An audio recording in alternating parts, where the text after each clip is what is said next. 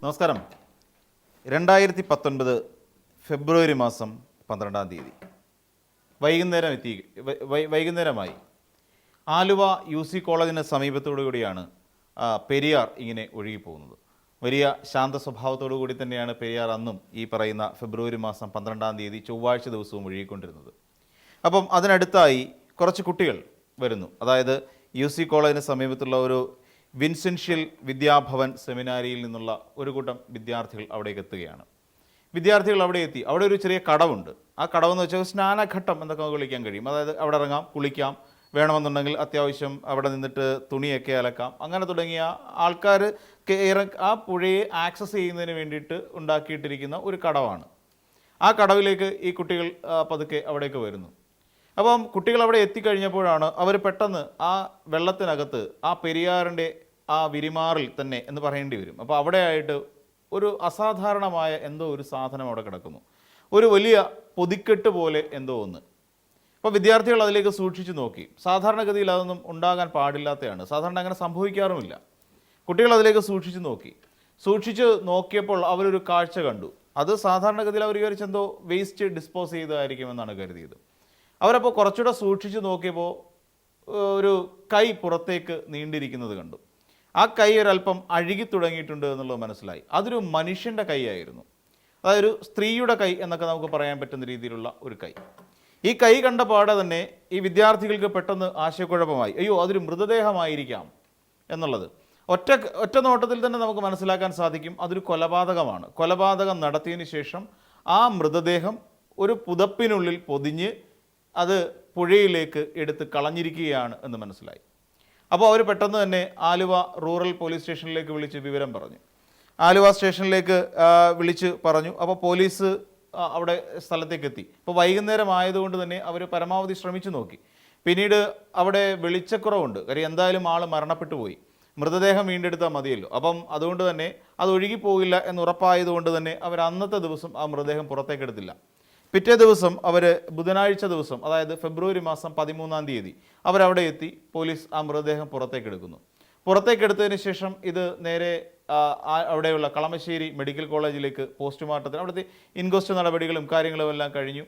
അവർ നേരെ ഇത് കളമശ്ശേരി മെഡിക്കൽ കോളേജിലേക്ക് വിടുകയും ചെയ്തു. അങ്ങനെ കളമശ്ശേരി മെഡിക്കൽ കോളേജിലെത്തി മൃതദേഹം പോസ്റ്റ്മോർട്ടം നടത്തി. അപ്പോൾ നമ്മൾ നോക്കിക്കഴിഞ്ഞാൽ ആ മൃതദേഹം പുറത്തേക്കെടുത്ത് അതെല്ലാം അഴിച്ച് ഇൻക്വസ്റ്റ് നടക്കുന്നതിനിടയിലാണ് ഒരു നീല കളറിലുള്ള ഒരു ടോപ്പ് ധരിച്ചിരിക്കുന്ന ഒരു സ്ത്രീയാണ് അത്. അപ്പോൾ ആ സ്ത്രീക്ക് എത്ര വയസ്സ് പ്രായമുണ്ട് എന്നൊന്നും അന്നേരം പറയാൻ കഴിയില്ല. എങ്കിലും ഒരു 40 വയസ്സ് എന്ന് പറയുന്ന ഒരു പ്രായം ഉള്ള ഒരു യുവതിയാണ് മരണപ്പെട്ടിരിക്കുന്നത്. അതോടൊപ്പം അവരെങ്ങനെ മരിച്ചു എന്നുള്ളതിനെക്കുറിച്ചൊന്നും ആർക്കും അറിയില്ല. ആരാണ് ആ സ്ത്രീ എന്നുള്ളതിനെക്കുറിച്ചും ആദ്യഘട്ടത്തിൽ ആർക്കും ഒരു പിടിയും കിട്ടുന്നില്ല. ആരാണ്, എങ്ങനെയാണ് കൊല്ലപ്പെട്ടത്, എങ്ങനെ ഈ പുതപ്പിനുള്ളിലേക്ക് വന്നു. അപ്പോൾ ഈ പുതപ്പിനുള്ളിൽ തന്നെ കരിങ്കൽ കഷ്ണങ്ങളും അതോടൊപ്പം തന്നെ കോൺക്രീറ്റ് ബീമുകളും ഒക്കെ കൂടെ വെച്ചിട്ട് കെട്ടിവെച്ചിരിക്കുകയായിരുന്നു. ആരോ കൊലപ്പെടുത്തിയതിന് ശേഷം ഈ പുതപ്പിനുള്ളിൽ ഇവരെ പൊതിഞ്ഞു വെച്ച് ഈ കല്ലുകളും ചേർത്ത് മൊത്തത്തിൽ ഒരു വലിയ ഭാണ്ഡക്കെട്ട് പോലെ അല്ലെങ്കിൽ ഒരു പൊതിക്കെട്ട് പോലെയാക്കി ഇവരെ വെള്ളത്തിലേക്ക് എടുത്തെറിഞ്ഞതാണ് ഈ യുവതിയുടെ മൃതദേഹം എന്നുള്ളതാണ് ആദ്യം ഇതുമായി ബന്ധപ്പെട്ടുകൊണ്ട് മനസ്സിലാക്കാൻ കഴിയുന്ന ഒരു കാര്യം. അപ്പോൾ നമ്മൾ നോക്കിക്കഴിഞ്ഞാൽ ഈ പറയുന്ന ഇവരെ പിന്നീട് നേരെ കൊണ്ടുപോകുന്നു, അടുത്ത മെഡിക്കൽ കോളേജിലേക്ക് കൊണ്ടുപോകുന്നു. അതുമായി ബന്ധപ്പെട്ടുകൊണ്ടുള്ള ഒരു പരിശോധനകളൊക്കെ നടത്തുന്നു. പക്ഷേ അപ്പോഴും മുന്നിലുള്ള ഒരു ചോദ്യം ഇതാണ്: ആരാണ് മരണപ്പെട്ടത് എന്നറിഞ്ഞാൽ മാത്രമല്ലേ ഉള്ളൂ എങ്ങനെയാണ് മരണം വന്ന് സംഭവിച്ചതെന്നറിയാൻ കഴിയുള്ളൂ. അപ്പോൾ എങ്ങനെയാണ് ഇത് കൊലപാതകമാണെങ്കിൽ പിന്നീടല്ലേ ആരാണ് ഈ കൊലപാതകം നടത്തിയത് എന്നുള്ളതിലെ അന്വേഷണത്തിലേക്ക് പോകാൻ കഴിയും. അപ്പോൾ സ്വാഭാവികമായിട്ടും അവരെ എങ്ങനെയാണ് കൊലപ്പെടുത്തിയത് എന്നുള്ളതിനെക്കുറിച്ച് അന്വേഷിക്കാൻ വേണ്ടിയിട്ട് നേരെ കളമശ്ശേരിയിലേക്ക് പോസ്റ്റ്മോർട്ടത്തിന് വിടുന്നു. പോസ്റ്റ്മോർട്ടത്തിന് എത്തിയ സമയത്ത് വലിയ ക്രൂരമായ രീതിയിലാണ് ആ യുവതിയെ കൊലപ്പെടുത്തിയതെന്ന് മനസ്സിലാക്കാൻ കഴിയുന്നു. അപ്പോൾ പോസ്റ്റ്മോർട്ടത്തിൽ നിന്ന് മനസ്സിലാക്കാൻ കഴിയുന്നത് ഏകദേശം 35-നും 40-നും വയസ്സിന് ഇടയിൽ പ്രായമുള്ള ഒരു യുവതിയാണ് എന്നുള്ള കാര്യം മനസ്സിലാക്കാൻ സാധിച്ചു. അതോടൊപ്പം ഈ ഭാണ്ഡത്തിനുള്ളിൽ, അതായത് ഈ പുതപ്പ് ഇവരുടെ ശരീരത്തോട് വെച്ച് കെട്ടുമ്പോൾ ഏകദേശം 40 കിലോയോളം ഭാരമുള്ള കല്ലുകളും ഈ കോൺക്രീറ്റ് ബീമുകളും ഒക്കെ വെച്ചിട്ടാണ്, അതായത് കൊലപ്പെടുത്തി ഒരിക്കലും മൃതദേഹം പൊങ്ങാതിരിക്കാൻ വേണ്ടിയിട്ട് വെള്ളത്തിനുള്ളിലേക്ക് എടുത്ത് കളഞ്ഞതാണ് എന്ന് പെട്ടെന്ന് തന്നെ മനസ്സിലാക്കാൻ സാധിക്കും. അപ്പോൾ അതോടൊപ്പം തന്നെ ഇവരെ അതിക്രൂരമായി ശാരീരികമായി പീഡിപ്പിച്ചിട്ടുണ്ട്. ദാറ്റ് മീൻസ് അവരെ കൊലപ്പെടുത്തി കൈകാലുകളെല്ലാം കുത്തി ഒടിച്ച് വെച്ചിട്ടാണ് ഇതിനുള്ളിലേക്ക് കയറ്റിയിരിക്കുന്നത്. അന്നെങ്കിൽ എന്തോ ഒരു വസ്തു കൊണ്ട് അവരുടെ മുഖത്ത് ശ്വാസം മുട്ടിച്ച് കൊലപ്പെടുത്തി എന്നുള്ളൊരു നിഗമനത്തിലേക്ക് ഒടുവിൽ പോലീസ് എത്തിച്ചേർന്നു. എന്നിരുന്നാൽ തന്നെയും ആരാണ് ഇവരെ കൊന്നതെന്നോ എന്തിനാണ് കൊന്നതെന്നോ ആരാണ് ഈ കൊല്ലപ്പെട്ട യുവതി എന്നുള്ളതിനെക്കുറിച്ചും പോലീസിന് യാതൊരു പിടിയുമില്ല.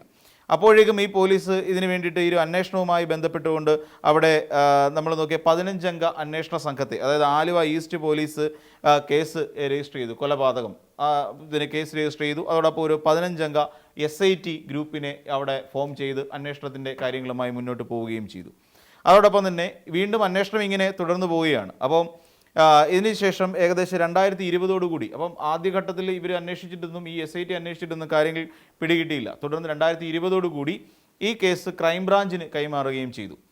എന്നാൽ ഇത് ആരാണ് എന്നുള്ളതിനെക്കുറിച്ച് ആദ്യം കണ്ടെത്തുക. അപ്പോൾ സ്വാഭാവികമായും ഇങ്ങനെയൊരു ആരാണ് എന്നറിയാതെ ഒരു അജ്ഞാത മൃതദേഹം കണ്ടു കഴിഞ്ഞാൽ സാധാരണ പോലീസിൻ്റെ ഒരു രീതിയുണ്ട്.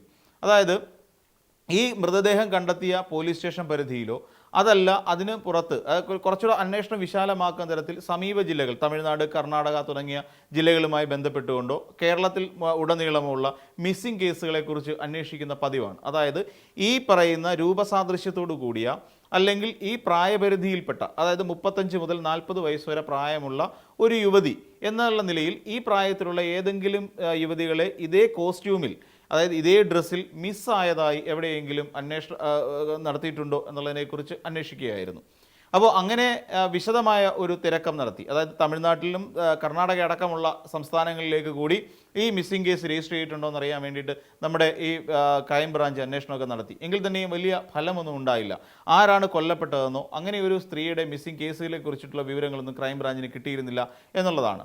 പിന്നീട് ഇവർ നോക്കിയപ്പോൾ ഇതിൽ നിന്ന് ആകപ്പാടെ പോലീസിന് ലഭിച്ച ഒരു വിവരം ഒരു ബാർകോഡായിരുന്നു. അതായത് ഈ പുതപ്പ് വാങ്ങിയതിലെ ഒരു ബാർകോഡായിരുന്നു. അപ്പോൾ ഈ ബാർകോഡിനെ പരിശോധന നടത്തിയപ്പോൾ മനസ്സിലാക്കാൻ കഴിയുന്ന ഒരു പ്രധാനപ്പെട്ട കാര്യം, കളമശ്ശേരിയിലെ HMD കവലയിലുള്ള ഒരു കടയിൽ നിന്ന് വിറ്റതാണ് ഈ പുതപ്പ് എന്നുള്ള കാര്യം പോലീസിന് മനസ്സിലായി. അതായത് ആ സ്വാഭാവികമായും ബാർകോഡ് സ്കാൻ ചെയ്യുമ്പോഴും ബാർകോഡിൻ്റെ ഡീറ്റെയിൽ വെച്ച് നോക്കുമ്പോഴും ഒരു കട നമുക്ക് മനസ്സിലാക്കാൻ സാധിക്കും. അതിനെ തുടർന്ന് ഈ കടയിലേക്ക്, അപ്പോൾ ഒരു തുമ്പാണ് ശരിക്കും പറഞ്ഞാൽ, അങ്ങനെ കിട്ടിയിരിക്കുന്ന ഒരു എവിഡൻസ് ആണ്. ആ എവിഡൻസുമായി നേരെ അദ്ദേഹം അവർ ഈ പറഞ്ഞ HMD കവലയിലുള്ള കളമശ്ശേരി HMD കവലയിലുള്ള കടയിലേക്ക് എത്തുന്നു. ആ കടയിലേക്ക് എത്തി അവിടുത്തെ കടയിലെ ആളോട് ചോദിച്ചു, ഇങ്ങനെ ഒരു പുതപ്പ് നിങ്ങളുടെ കടയിൽ നിന്ന് വിറ്റതാണോ? അപ്പോൾ പറഞ്ഞു, അതെ, ഞങ്ങളുടെ കടയിൽ നിന്ന് വിറ്റതാണ്. ഇത് ആരാണ് ഈ സാധനം വാങ്ങിയത് എന്ന് ചോദിച്ചു. അപ്പോൾ പറഞ്ഞു, എനിക്കറിയില്ല, ഒരു ഒരു മധ്യവയസ്സ് കഴിഞ്ഞ ഒരു പുരുഷനും സ്ത്രീയും കൂടി അവരൊരു കാറിൽ എത്തിയിട്ടാണ് ഇത് വാങ്ങിച്ചുകൊണ്ട് പോയത് എന്ന് പറഞ്ഞു. അപ്പോൾ പിന്നീട് കാറ് എങ്ങനെ കണ്ടെത്തും എന്നുള്ളതായി. അപ്പോൾ CCTV കേന്ദ്രീകരിച്ചുള്ള അന്വേഷണമൊക്കെ നടത്തി. പക്ഷേ അതിലൊന്നും തന്നെ കൃത്യമായ ഒരു വിവരം ലഭിക്കാത്ത ഒരു സാഹചര്യമുണ്ട്. അതായത് ഈ മധ്യവയസ്കനായ ആളും ഈ സ്ത്രീയും കൂടി ചേർന്നിട്ടാണ് ഈ 40 വയസ്സുള്ള യുവതിയെ കൊലപ്പെടുത്തിയത് എന്നുള്ള കാര്യം ഏറെക്കുറെ ബോധ്യപ്പെട്ടു. അപ്പോഴും ചോദ്യം, ഇത് ആരാണ് ഈ സ്ത്രീയും പുരുഷനും? അപ്പോൾ അവർക്ക് വേണ്ടിയിട്ടുള്ള അന്വേഷണം നിരന്തരമായി നടന്നുകൊണ്ടേയിരിക്കുന്നു. ആ അന്വേഷണം ഇതുവരെ 2026 എത്തി നിൽക്കുന്ന സാഹചര്യത്തിൽ പോലും പോലീസിന് മുന്നിൽ ഒരു തെളിവുമില്ല. CCTV ദൃശ്യങ്ങളിൽ നിന്ന് പോലും ഈ പറയുന്ന സ്ത്രീയും പുരുഷനും ആര് എന്നുള്ളത് കണ്ടെത്താൻ അവർക്ക് കഴിഞ്ഞിട്ടില്ല എന്നുള്ളതാണ്. അപ്പോൾ ഒന്നാമത്തെ പ്രശ്നം എന്ന് വെച്ച് കഴിഞ്ഞാൽ ഈ പറയുന്ന CCTV പരിശോധിക്കുക എന്ന് പറഞ്ഞാൽ വലിയ പാടുള്ള കാര്യമാണ്. അതിന് വേണ്ടിയിട്ട് പോലീസ് ചെയ്തത് ഈ സമയത്ത്, അതായത് ഈ വാങ്ങി എന്ന് പറയുന്ന ഒരു ടൈം എന്തായാലും കടക്കാരൻ അറിയാമായിരിക്കുമല്ലോ എത്ര മണിക്കാണ്. അതായത് ഫെബ്രുവരി മാസം 7-ാം തീയതിയാണ് ഈ പറയുന്ന ആളും, അതായത് ഈ സ്ത്രീയും പുരുഷനും കൂടി ആ കടയിൽ വന്നിട്ട് സാധനങ്ങൾ ഈ പുതപ്പ് വാങ്ങിയത്. ആ സമയമനുസരിച്ച്, അപ്പോൾ അവർക്കൊരു സമയമുണ്ടല്ലോ, ആ സമയമനുസരിച്ചിട്ടുള്ള ആ ദിവസം ആ സമയത്ത് അതുവഴി പോയിട്ടുള്ള 100 കണക്കിന് വാഹനങ്ങൾ CCTVയിൽ പതിഞ്ഞിട്ടുണ്ടായിരുന്നു. ആ പറയുന്ന CCTV ദൃശ്യങ്ങൾ പരിശോധിച്ചു.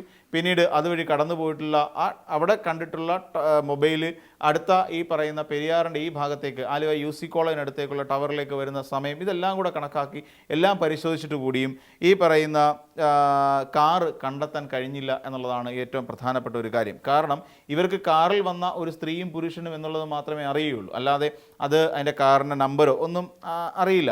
അപ്പോൾ ഈ പറയുന്ന ഇതുമായി ബന്ധപ്പെട്ടുകൊണ്ടൊരു വലിയ വ്യക്തത പോലീസിന് ലഭിച്ചില്ല, ക്രൈംബ്രാഞ്ചിന് പോലും ലഭിച്ചില്ല എന്നുള്ളതാണ് ഏറ്റവും പ്രധാനപ്പെട്ട ഒരു പ്രശ്നം. അപ്പോൾ അതോടുകൂടി ഈ അന്വേഷണം വഴിമുട്ടി നിൽക്കുന്ന ഒരു സാഹചര്യം ഉണ്ടായി. നിലവിൽ നമ്മൾ ആലോചിച്ച് നോക്കുക, ഈ പറയുന്ന നമുക്ക് ഇതിൽ നിന്ന് 1-2 തെളിവുകൾ, ഒന്ന് ഈ ബാർകോഡിൽ നിന്നുണ്ടായ തെളിവാണ്. ആ ബാർകോഡിലെ അന്വേഷണം നടത്തിയിട്ടും വലിയ പ്രയോജനം കിട്ടിയില്ല. പിന്നീട് നടത്തിയ ഒരു പരിശോധന എന്ന് വെച്ച് കഴിഞ്ഞാൽ ഈ സ്ത്രീയുടെ പല്ലുകളുടെ ഘടന, അതോടൊപ്പം തന്നെ മുഖത്തെ മാച്ചുകൾ, അതായത് പിന്നെ നമ്മുടെ ഈ മുഖത്തുണ്ടാകുന്ന പാടുകളുണ്ടല്ലോ, ഈ പാടുകൾ, അപ്പോൾ പിന്നെ ഇത് കേന്ദ്രീകരിച്ച് അന്വേഷണം നടത്തി നോക്കി. അപ്പം ഈ ബാർകോഡ് കേന്ദ്രീകരിച്ച് അന്വേഷണം നടത്തിയിട്ട് അത് വഴിമുട്ടി. പിന്നീട് ഈ സ്ത്രീയുടെ പല്ലിൻ്റെ ഘടനയും മുഖത്തുള്ള പാടുകൾ ഇതൊക്കെ വെച്ചിട്ടും അന്വേഷണം നടത്തി. അപ്പം അതും ഫലം കണ്ടില്ല. പിന്നീട് തുടർന്ന് ഈ പറയുന്ന 40 കിലോയോളം വരുന്ന ഈ കോൺക്രീറ്റ് കഷ്ണങ്ങൾ, അപ്പോൾ പിന്നീടുള്ള നിഗമനം അതാണ്, കോൺക്രീറ്റ് കഷ്ണങ്ങൾ ചേർത്ത് വെച്ചിട്ടാണ് ഇത് പൊതിഞ്ഞു കിട്ടിയെന്ന് നമ്മൾ നേരത്തെ പറഞ്ഞല്ലോ. അപ്പോൾ ഇതുമായി ബന്ധപ്പെട്ടുകൊണ്ടും പോലീസ് അന്വേഷണം നടത്തി. ആ അന്വേഷണം നടത്തിയ സമയത്തും അങ്ങനെ നോക്കുമ്പോൾ ഇത് നിർമ്മാണം നടക്കുന്ന ഏതോ ഒരു സ്ഥലത്ത് നിന്ന് കളക്ട് ചെയ്തതാണ് എന്നുള്ള കാര്യം ബോധ്യമായി. അപ്പോൾ അങ്ങനെ നിർമ്മാണം നടക്കുന്ന, അതായത് എറണാകുളം ജില്ലയുമായി കേന്ദ്രീകരിച്ചുകൊണ്ട്, കളമശ്ശേരി HMD കവല കേന്ദ്രീകരിച്ചുകൊണ്ട്, ആലുവ UC കോളേജിൻ്റെ പരിസരം കേന്ദ്രീകരിച്ചുകൊണ്ട് നടക്കുന്ന എല്ലാ കാര്യങ്ങളെക്കുറിച്ചും കൃത്യമായ ഒരു അന്വേഷണം നടത്തിയെങ്കിൽ തന്നെയും ഇത് ആരാണ് കൊലപാതകി എന്നുള്ളതിൻ്റെ യാതൊരു വാലും തുമ്പും കിട്ടുന്നില്ല എന്നുള്ളതാണ്. ഇതിനകത്ത് ഈ മൃതദേഹം കണ്ടെത്തുന്ന സമയത്ത് തന്നെ ഏകദേശം 5 മുതൽ 7 ദിവസം വരെ പഴക്കമുണ്ടായിരുന്നു എന്നുള്ളതാണ് കണ്ടെത്തിയത്. അപ്പോൾ ഏറ്റവും പ്രധാനപ്പെട്ട പോയിന്റ് അവിടെയായിരുന്നു. 5 മുതൽ 7 ദിവസം വരെ പഴക്കമുണ്ടായിരുന്ന ഒരു മൃതദേഹം. അപ്പോൾ ആ മൃതദേഹം തീർച്ചയായിട്ടും 12-ാം തീയതി കണ്ടെത്തിയിട്ടുള്ള അല്ലെങ്കിൽ 13-ാം തീയതി പോസ്റ്റ്മോർട്ടം നടത്തിയിട്ടുള്ള മൃതദേഹമാകുമ്പോൾ ഏകദേശം 7-ാം തീയതിയോട് കൂടി ആയിരിക്കണം ഈ മൃതദേഹം ഡിസ്പോസ് ചെയ്തിരിക്കുന്നത് അല്ലെങ്കിൽ കളഞ്ഞിരിക്കുന്നത്. അന്ന് കൊന്നു, വൈകുന്നേരത്തോടു കൂടി ഇവർ വന്ന് പുതപ്പ് വാങ്ങുന്നു. പുതപ്പ് വാങ്ങിയതിന് ശേഷം ഈ 40 കിലോയോളം വരുന്ന കോൺക്രീറ്റ് സ്ലാബ് അവരുടെ ശരീരത്ത് വെച്ച് ഈ പുതപ്പുമായി കൂട്ടിക്കെട്ടിയതിന് ശേഷം ഇവർ കാറിലോ മറ്റോ കൊണ്ടുചെന്ന് ഈ മൃതദേഹം ഈ പുഴയിലേക്ക് കളയുന്നു.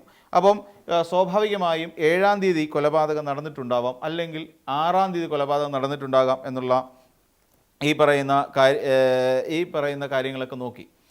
ഇതെല്ലാം നോക്കിയിട്ടാണ് ആ മൃതദേഹത്തിൻ്റെ കാലപ്പഴക്കം നിർണ്ണയിച്ചിരിക്കുന്നത്. പിന്നെ അതോടൊപ്പം കാലപ്പഴക്കമല്ല, ഒരു കൊലപാതകം നടന്നു എന്ന് പറയുന്ന ഒരു ദിവസം നിർണ്ണയിച്ചിരിക്കുന്നത് അങ്ങനെയാണ്. പിന്നെ അതോടൊപ്പം തന്നെ ഈ സ്ത്രീ ഈ ക്യാപ്പ് വെച്ചിട്ടുണ്ടായിരുന്നു. അതായത് പല്ലുകളിൽ, അതായത് മുൻപല്ലുകളിൽ നമ്മൾ ക്യാപ്പ് ഇടുക എന്ന് പറയത്തില്ല, അതൊക്കെ ധരിച്ചിട്ടുള്ള ഒരു സ്ത്രീ തന്നെയായിരുന്നു. അപ്പോൾ ഇങ്ങനെ എല്ലാം അന്വേഷണം നടത്തിയെങ്കിൽ പോലും ഒരു ഘട്ടത്തിൽ പോലും ഈ അന്വേഷണ ഉദ്യോഗസ്ഥർക്ക് ഈ കൊലപാതകിയിലേക്ക് എത്താനോ, ഇനി അതല്ല ആരാണ് കൊല്ലപ്പെട്ടത് എന്നുള്ളത് കണ്ടെത്താനോ കഴിയാതെ വന്നതോടുകൂടി അക്ഷരാർത്ഥത്തിൽ ഈ അന്വേഷണം വഴിമുട്ടി. ഇന്നും പോലീസ് രേഖകളിൽ തെളിയിക്കപ്പെടാത്ത ഒരു കേസായി ഇന്നും ഈ പറയുന്ന 40-കാരിയായ അല്ലെങ്കിൽ 35-40 വയസ്സ് മധ്യേ പ്രായമുള്ള ഒരു യുവതിയുടെ കൊലപാതക കേസ് ഒരു അഴിയാക്കുരുക്കായി ഇന്നും പോലീസ് രേഖകളിൽ അവശേഷിക്കുകയാണ്.